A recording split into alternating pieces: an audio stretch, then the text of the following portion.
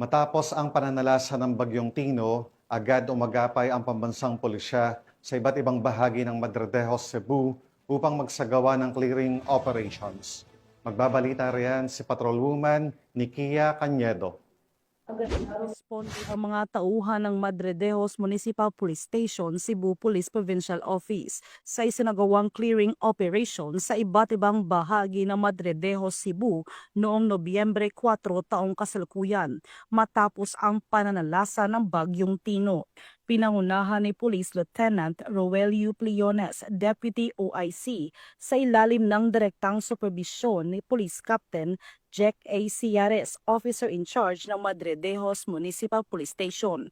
Ang operasyon na nagsimula ng maaga upang alisin ang mga natumbang puno, nabaling sanga at iba pang debris na humaharang sa mga major at secondary roads ng lugar. Ang mga bara sa kalsada ay nagdulot ng panganib sa mga motorista at pedestrian at maaaring magpabagal sa paghatid ng mga emergency at essential services kung hindi agad na aksyonan. Nakipag-ugnayan din ang grupo sa Municipal Disaster Risk Reduction and Management Office at mga opisyal ng barangay upang matiyak ang maayos na pagtatapon ng debris at agarang pagpapanumbalik ng daan para sa publiko.